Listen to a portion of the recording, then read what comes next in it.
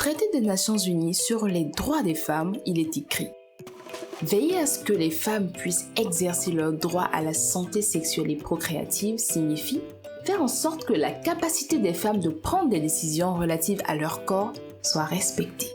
Bonjour, je suis Ray et à travers ces podcasts, je vous partage mon expérience de femme pour vous aider à cultiver et développer l'amour de soi.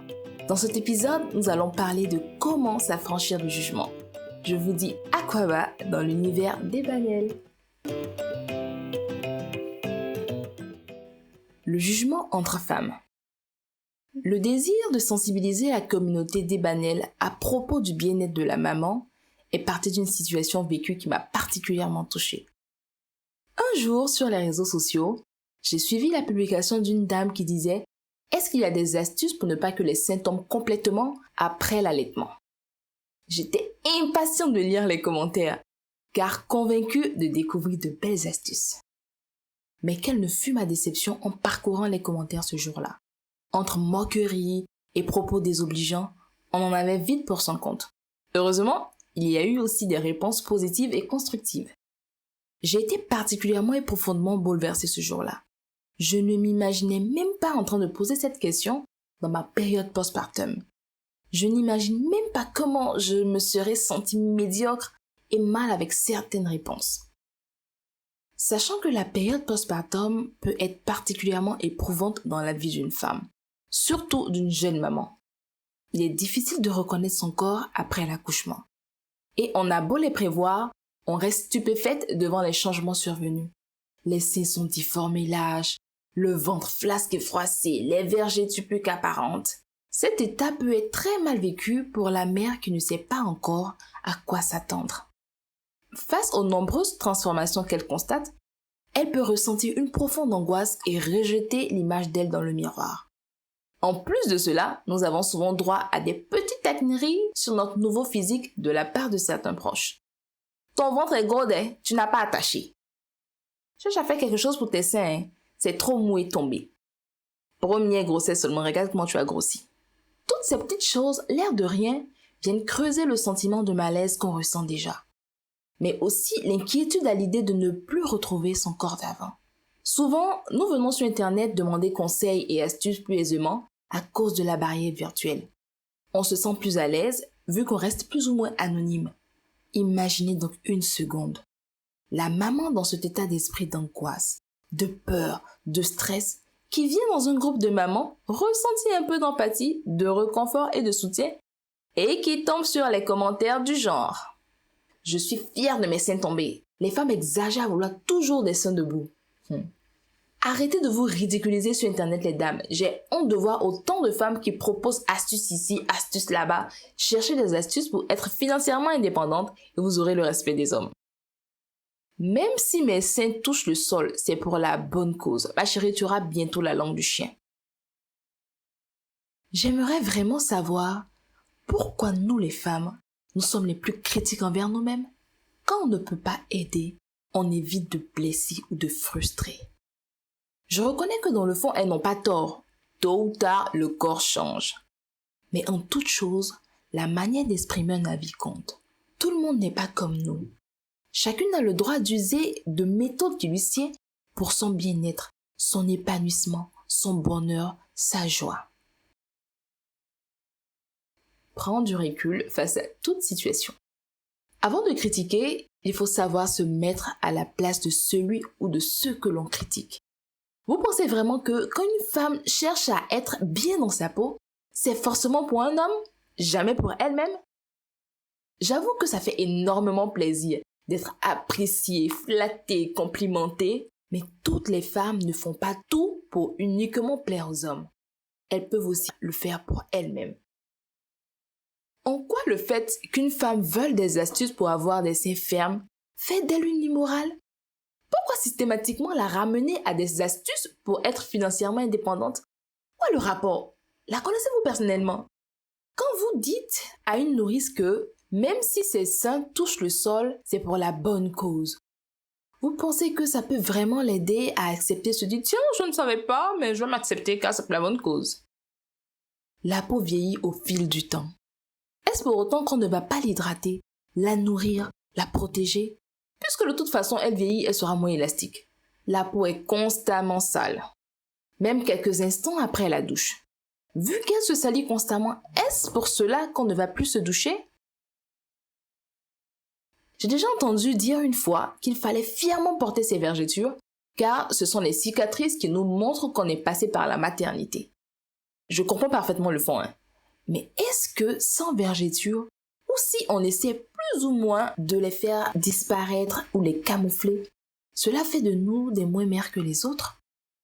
S'il nous plaît, si nous ne pouvons pas être empathiques, ne faisons pas culpabiliser les gens. Être mère ne veut pas dire qu'on n'est plus femme.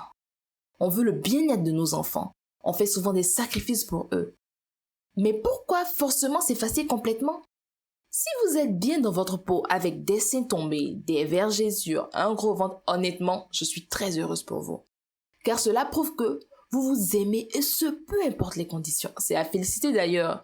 C'est votre droit, vous en jouissez bien. Mais sachez également que tout le monde n'est pas comme vous. Les autres peuvent vouloir des changements physiques, c'est aussi leur droit. Si on ne peut pas soutenir sans jugement, soutenir avec bienveillance, s'il nous plaît, abstenons-nous de saper le moral aux autres. Nous ne savons pas ce que la personne traverse intérieurement entre peur, baby blues, anxiété, angoisse. De grâce, respectons le droit des autres. Tout le monde n'a pas notre passé, notre vécu, notre force mentale. S'il nous plaît, essayons du mieux que nous pouvons de prendre du recul face à ce que les autres vivent et soyons compatissantes. On a tout un combat quotidien à mener. Essayons de se soutenir en tant que femmes. Exemple de jugement courant. Un sujet d'actualité, la dépigmentation. Si une femme décide de se dépigmenter la peau, c'est son choix. On connaît tous les ravages de la dépigmentation. Je vous rassure qu'elle le sait également, mais elle fait le choix de le faire. Quand on lui sort, regarde comment tu as gâté ton joli teint noir là, tu n'es même plus jolie. Connaissons-nous l'histoire de cette personne? Les tenants et les aboutissements de ce choix? Peut-être que cette personne dans le passé a toujours été traitée de moche, sale avec son teint noir. Ce qui par la suite lui a donné envie d'être plus belle aux yeux des autres, de rentrer dans un certain moule social. On critique aujourd'hui ces femmes, mais sachant qu'il y a encore des petites filles, actuellement, qui vivent dans ce même état d'esprit, qui rejettent leur couleur de peau et qui ont pour objectif de se faire changer la peau lorsqu'elles seront plus grandes. Au lieu de juger, essayons de comprendre avec beaucoup de recul. On peut donner des conseils dans la bienveillance, tout en sachant que l'autre n'est pas obligé de suivre nos conseils, car elle a le droit de faire ce qu'elle veut de sa vie, de son corps, de la même manière qu'on se donne le droit de faire ce qu'on veut de nos vies, de nos corps. Toutes les femmes sont différentes avec des aspirations différentes. Toutes les femmes ne veulent pas se marier. Toutes les femmes ne veulent pas avoir des enfants. Toutes les femmes ne veulent pas être soumises. Toutes les femmes n'ont pas envie d'être toujours coquettes. Nous sommes toutes différentes avec des passés et des vécus différents. Chaque femme a le droit de décider ce qu'elle veut dans sa vie. C'est sa vie, ses choix, son parcours, ses expériences. Se détacher du jugement des autres. Toutes les critiques négatives qu'on porte sur les autres ou sur nous-mêmes sont des signes de non-acceptation de soi, donc d'un manque d'amour de soi. S'aimer véritablement, c'est se donner le droit, et donner le droit aux autres d'être humains, d'avoir des faiblesses, des défauts, des blessures, des peurs. Quand on s'aime vraiment, on ne perd pas beaucoup de temps et d'efforts à nous tourmenter avec ce que les autres peuvent penser de nous. Nous faisons les choses qui nous plaisent vraiment, plutôt que celles à l'aide desquelles nous tentons d'obtenir l'affection des autres. Faisons-nous confiance. Nous sommes libres de croire oui ou non à ce qu'on nous dit. Nous pouvons choisir ce que nous voulons, apprendre à faire moins confiance au jugement des autres. Ce que les autres pensent de nous ne concerne qu'eux et pas nous. Ils sont juste en train de nous dire des mots selon ce qu'ils ressentent au fond d'eux à l'instant T. Et cela ne définit en rien ce que nous sommes vraiment. Nous savons ce que nous valons en tant que personne. Donc, libre à eux de penser ce qu'ils veulent de nous. Ce que les autres pensent de nous n'est pas très important. Le plus important, c'est ce que nous pensons de nous-mêmes. Nous nous définissons comme étant qui? Une même personne peut vous dire aujourd'hui que vous êtes la personne la plus gentille, aimable qu'elle a eu à connaître de toute sa vie. Et un autre jour, vous dire que vous êtes une bonne à rien, une très mauvaise personne. Regardez un peu le comportement de certains ex quand ils sortent de nos vies. C'est la peur des gens qui leur fait déverser leurs émotions négatives sur les autres. Quand on est en paix avec soi-même, on voit tout positivement et on communique de bonnes ondes. Apprenons à nous détacher émotionnellement de ce que les gens pensent ou disent de nous. Soyons honnêtes avec nous-mêmes. Cessons de vivre la vie que les autres désirent pour nous. Il est temps de vivre notre vie à notre goût. Gardons en tête d'accomplir des choses parce que nous en avons envie. Des choses que nous désirons vraiment. Soyons nous-mêmes en sachant que nous sommes à la hauteur, au lieu de faire des choix basés sur les autres, sur ce que les autres pensent être bon pour nous. Chacun est le créateur du monde dans lequel il vit. La relation que nous avons avec nous-mêmes est le reflet de la relation avec notre monde extérieur.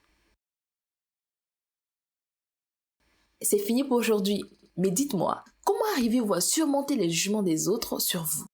N'hésitez pas à me les mettre en commentaire, cela pourrait être utile pour toutes. Si vous avez aimé cet épisode et que vous pensez qu'il peut faire du bien à une personne que vous connaissez, n'hésitez pas à le partager. Je vous dis à très bientôt les pétillantes dans un prochain épisode, j'espère avec beaucoup d'émotion, de joie et de plaisir. Bisous à toutes.